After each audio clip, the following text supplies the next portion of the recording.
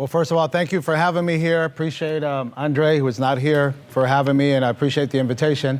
It seems like this is an insurance, banking, and get high little meeting, so very good. Just I don't know if I caught that, but that was the end of it. But I've been with the company that I'm with for 22 years, so I'm a lifer. Very excited about the things we do for families. We help families get out of debt. We help families prepare for retirement. We help families with life insurance, disability insurance, long-term care, chronic illness, those types of things that happen that almost no one's planning for, and then when they do, they're backwards on it. So we help the planification of all those things. We help a lot of families. I've been in business all these years, and my main focus has been the Latino community because I'm obviously bilingual. I speak Spanish fluently. We're able to connect with people that ordinarily wouldn't buy the product unless they're educated. So we take the time to sit down with the family and educate them and show them these concepts that they need to have. And so we've made a small dent. The market is massive, and yet after all these record-breaking years that we've experienced in business, it's just not been but a small dent that we made. And given the fact that the industry is incredibly lucrative for those who are licensed and practice the business, so it offers an incredible business opportunity. It's good for the consumer, and it overall educates people on how to get ahead financially. Beautiful.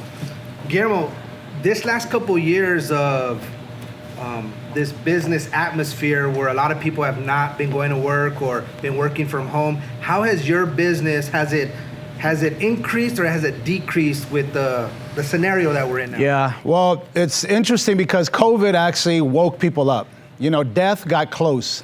Almost everybody has a family member, a friend, a relative, a coworker who's got the virus and suffered through it, and many people died from it. So all of a sudden, the person that thought that couldn't happen to them, all of a sudden woke up a little bit. So you're likely to get ill, and then we help you with that. And you're likely to die, and obviously we help you with that as well. So our business went up in 2020, pandemic year, some 38%. So it's interesting how many other industries sunk, and a lot of people were hurt, but fortunately for us, because of the nature of our service and product, 38% increase. And this year, I think we're going to close out with even greater number than that. So beautiful. I notice in your speaking, you're very assertive. Okay. You're very bold, right?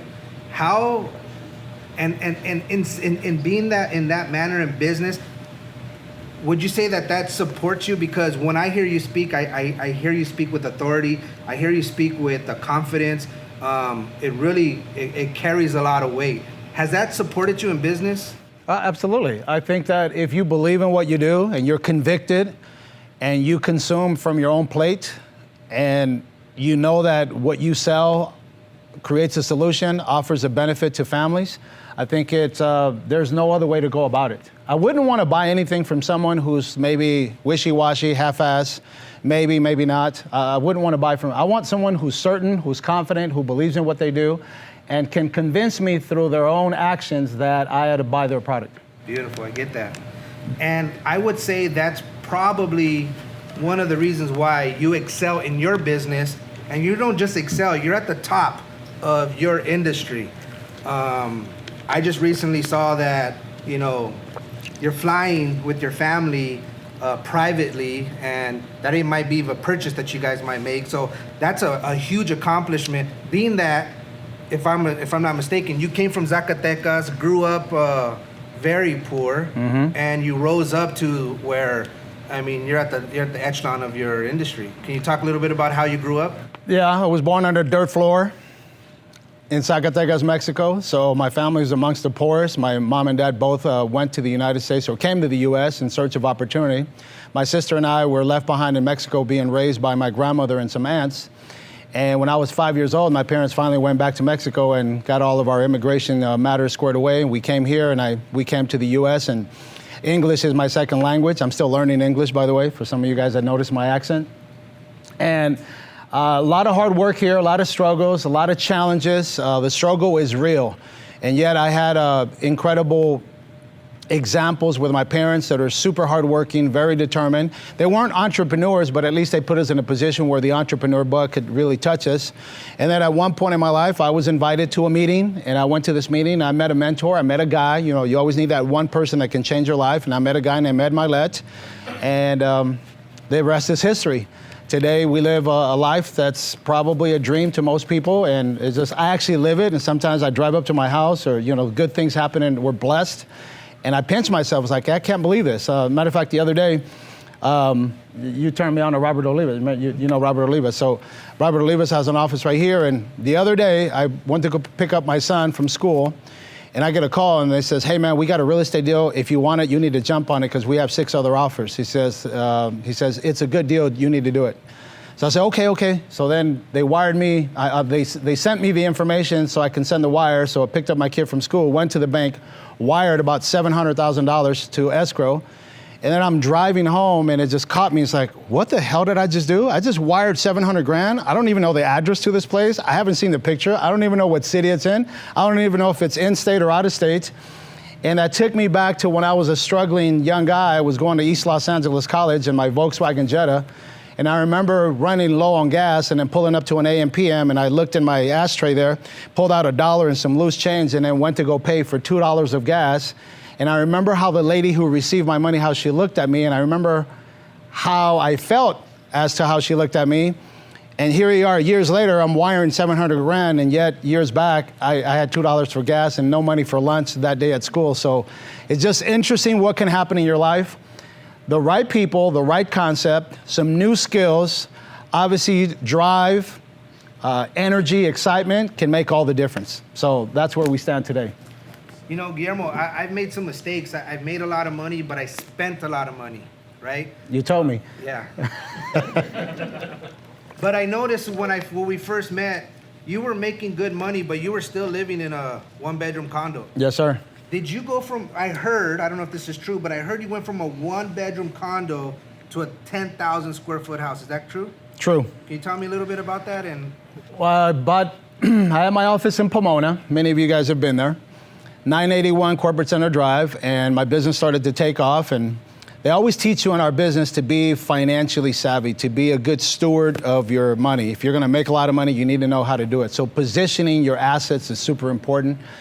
To not go blow it. Many people make a lot of money, and then all of a sudden they're buying expensive things to impress people that they don't necessarily like, and they have bottle service for $10,000 in Vegas, and they go to the river, they have a boat. You know, they're spending their money foolishly on all these things that don't appreciate. So the way I look at it is I want to put my money in places where it actually increases, where it appreciates. And so I understood the name of the game. It's keep your expenses down, make a lot of money, save all the difference. And if you do that, if you have the discipline to do that, then it can turn out in your favor. So I was making well over 7 figures, and I lived in a 1-bedroom condo in Pomona, right there on Town Avenue, sort of the hood. And yet my expenses were very minimal. My office, my car, some gas, food, buy a suit once in a while, and that was it. And I was just making a lot of money and stacking it I was really starting to create my wealth. And so from there, I had, you know, my investment portfolio was pretty healthy. And I said, I think I need to buy a house because, you know, I was living in a 1-bedroom condo, and people were telling me, so where do you live at again? I says, I live in a 1-bedroom condo, and they just couldn't figure it out. And I says, I have a plan that you don't understand. And so the day came where I opened escrow on a 10,000 square foot house up in the hills. And believe at that time, that was the largest sale in San Gabriel Valley. I think they said, east of the 605 or something like that. So it was a big news. And then we started to do that all over again. You know, you grow your income, you minimize your expenses, you keep your wants to a minimum. And so it's delayed gratification. A lot of people don't quite understand that, but it's worked out beautifully for me. And I am constantly teaching people how to replicate that type of behavior, because money has a personality, and money wants attention. Either you give it to it, or it'll find someone else to give it to. Great, that's beautiful. Yeah. Last question. Sure. You've built an amazing organization, and as a friend and being there and watching you, I still see you and your wife, beautiful family wife, by the way, wife and 3 children. I see you still in the grind. You're building an amazing team. Can you talk a little bit about your team building and what that means for you? Yeah, I think everybody, if you're an entrepreneur, if you're a business owner, you want to go out there and you want to capture the best talent available. So every single one of us, whether you're a bank or an insurance company, if you're a petroleum company, if you're a real estate company, we're all looking for the best talent pool out there. And so the people that are going to be recruited by you or affiliated by you or join you, whatever you want to call it, those people want to make sure that you're solid, that you are a man of your word. Well, one thing I pride myself on, whenever I say I'm going to do something, I do it. So if I say I'm going to show up to a meeting, if I say I'm going to call you back, so my words and my actions, I try to keep them very congruent, sort of like a railroad track, and that served me very well. So I think people trust in the fact that, hey, everything he says, he does. So that's one thing that's really important. I think your character, my dad always used to tell me when I was a kid, tu palabra es tu ser. It's like your word is everything. If your word falters, then people don't believe you. You lose credibility.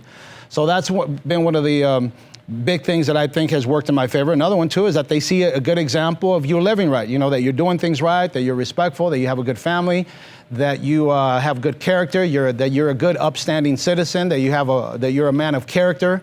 Not going to be perfect, but you ought to be trying to be perfect. So therefore, you can be a great example to those that are going to follow you and people who need that example. A lot of us grew up with parents that weren't exemplary, and yet you find them elsewhere. So I've been able to do that as well. And then also just consistency. You got to be consistent to your game. I see people that are so inconsistent. They hop around, they do this, they do this. In 3-4 years, they've done 6-7 different things. I just think that's the lowest way of attracting people because you don't have a track record.